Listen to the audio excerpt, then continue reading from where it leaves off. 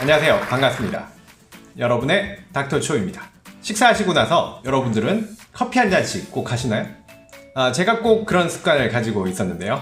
최근에 그 습관을 고쳐나가고 있습니다. 이유가 바로 감기도 아닌 것이 목에 가래가 끼어 있는데 한 달 이상 지속되는 이 증상 때문이었습니다.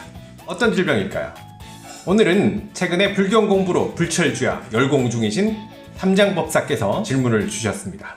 나무아미타불 관세음보살, 요즘 목에 가래가 끼어있는데 아무리 뱉어도 시원하지가 않구나. 다른 감기 기운도 없는데 한 달 이상 계속되니까 조금 걱정이 되는구나. 삼장법사님, 식사 봉양하시고 걸어 다니셔야 하는데 바로 공부하셔서 그런 거 아니에요? 그리고 요즘 말 안 듣는 손오공 형님하고 사오정 때문에 걱정이 좀 많으시죠? 참 문제야 문제. 사돈 난 말 안 해. 내가 요즘 술도 안 먹고 기름진 음식도 안 먹고 얼마나 착실한 생활을 하는지 모르니?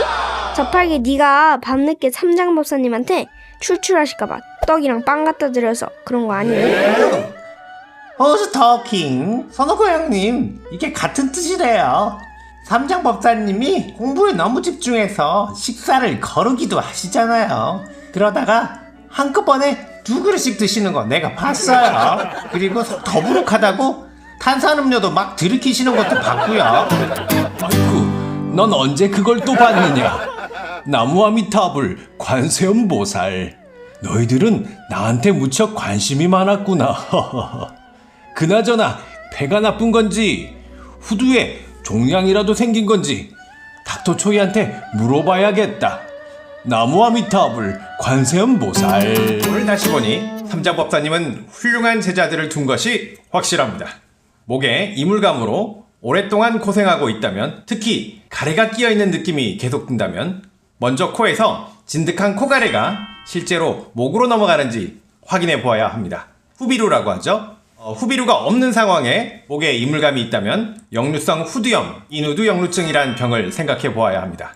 먼저 역류성 식도염과의 차이를 물어보시는 분들이 있습니다. 병이 생기는 원리, 기전은 같습니다만 역류성 식도염에서 주증상은 가슴이 타는 듯한 느낌, heartburn이 주증상인 반면에 역류성 후두염에서는 목에 이물감과 가래 낀 느낌이 주증상입니다.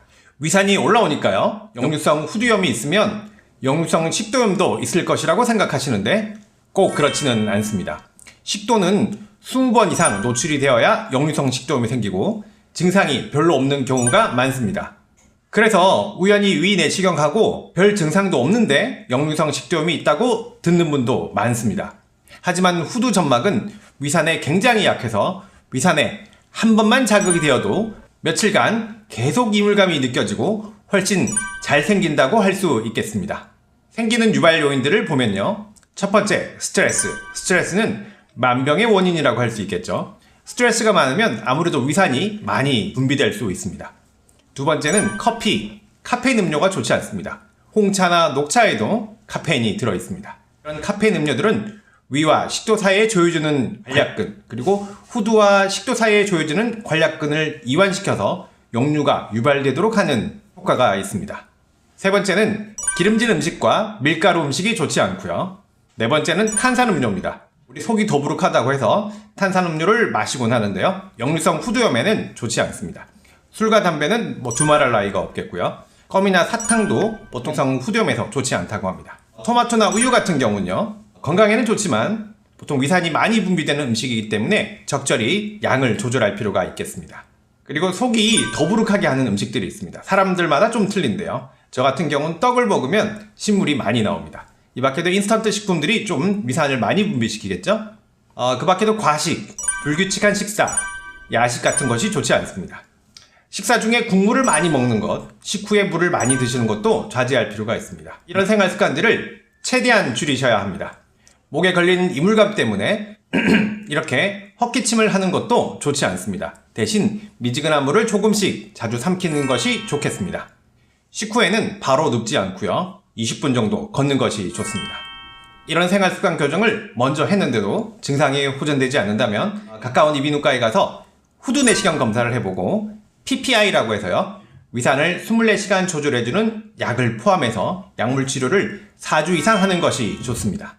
생활 습관에서 생긴 질환인 만큼 치료 기간이 오래 걸리고 잘 안 될 수 있어서 꾸준한 관리가 필요합니다.